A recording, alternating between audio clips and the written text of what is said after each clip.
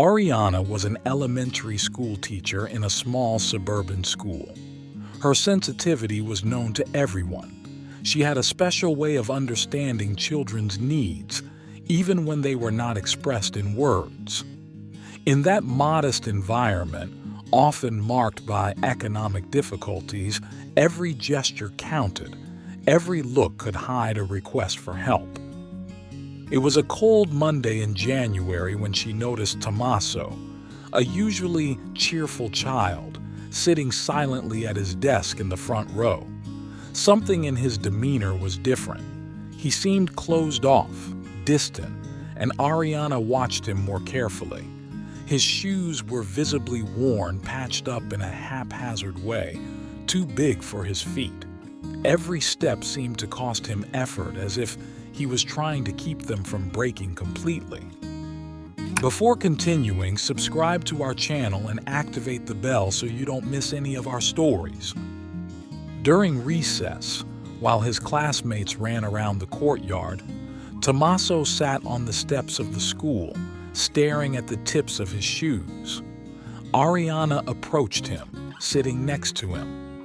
She understood that behind that silence was hidden an uneasiness, a shame that was difficult to express at that age. The child confessed to her, with a shyness that broke his heart, that his mother had asked him to be patient. New shoes would arrive, but not right away. That evening, on her way home, Ariana couldn't get that scene out of her mind. Every time she thought of those lowered eyes, she felt a knot in her stomach. Passing in front of a shoe shop, she was driven by an impulse she couldn't ignore. She went in and chose a sturdy pair, suitable for a lively child, convinced that that little gift could make a difference. The next day, she arrived at school with a mixture of anxiety and excitement. She took the package with her and hid it behind the teacher's desk. When Tommaso entered the classroom, she handed him the box in a moment of privacy. The child opened it carefully, and at the sight of the new shoes, his eyes lit up with an emotion that Ariana would never forget. His smile was sincere, almost incredulous, and in the looks that followed there was a silent and profound gratitude. In the days that followed, Tommaso seemed transformed. He participated with enthusiasm, was more present, more serene. He wore his new shoes with pride, and his behavior in class benefited. Ariana watched in silence, happy to have been able to offer a little relief. However, that episode, which she had imagined would remain a private gesture, began to spread among the children. Tommaso's enthusiasm led him to confide in a classmate, who in turn spoke to others. The word spread quickly until it reached the ears of the school principal. One morning, Ariana was called to the principal's office. She was told that although her action was understandable and well-intentioned, it violated the school's internal rules. Teachers were not allowed to give personal gifts to students to avoid favoritism or situations that could create discomfort between families.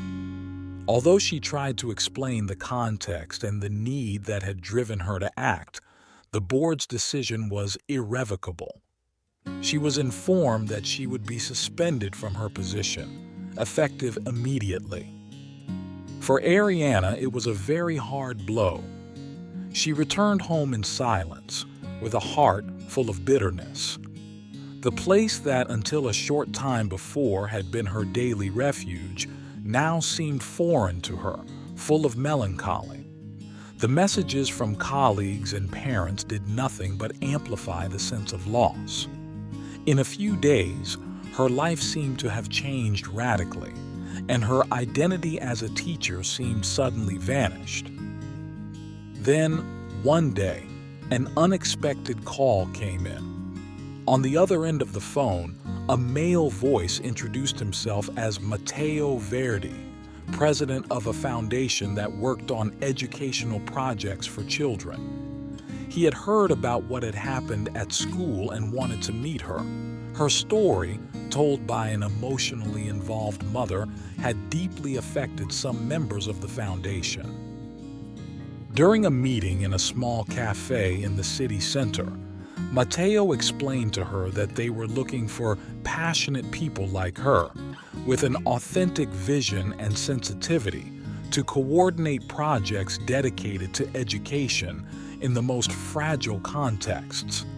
He proposed an important role within the organization: to lead a national educational program aimed at introducing innovative methods and providing support to teachers in schools at risk.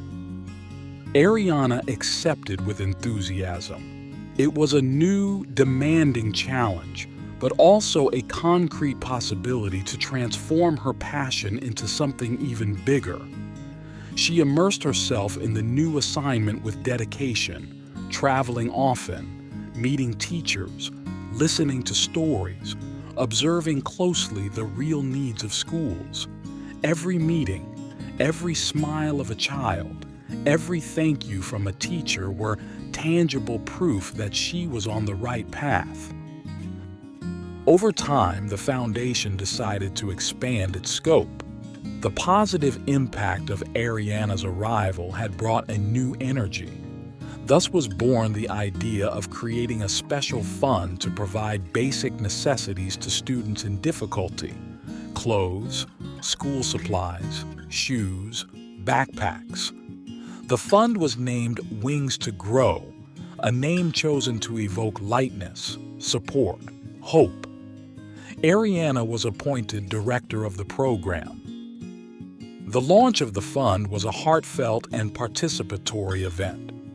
Children, parents, teachers, benefactors gathered to listen to Ariana's story and start that new project. The emotions were strong, the testimonies moving.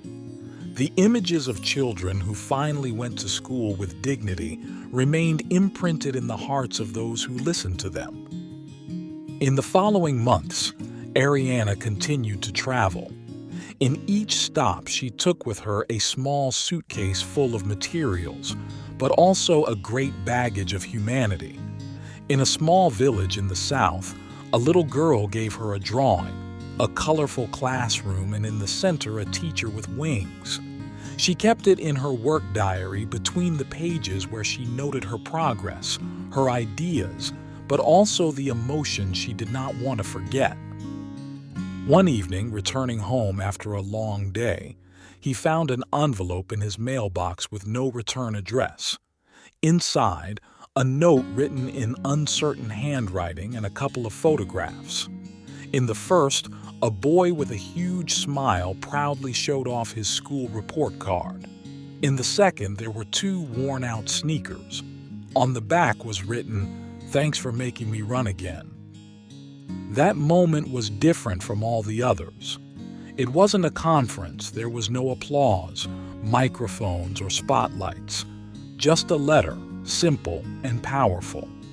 In that gesture, Ariana found confirmation that her journey was not only useful, but necessary. She didn't feel the need to write a book, as she had imagined some time before. Instead, she decided to create a virtual space, a shared diary, where educators, students, and families could tell their stories. A place where no gesture of kindness would be forgotten.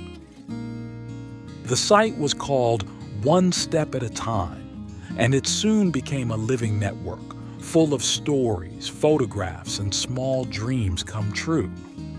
Ariana continued to work, to walk, to build, but she knew that the real engine was no longer just her. It was the hope she had ignited. And when she looked back, toward that cold day when she bought a pair of shoes, she understood that it was not that gesture that had changed her life, but the heart with which she had done it. Did you like this story? Leave a comment below. Thanks for watching the video till the end, and see you next story.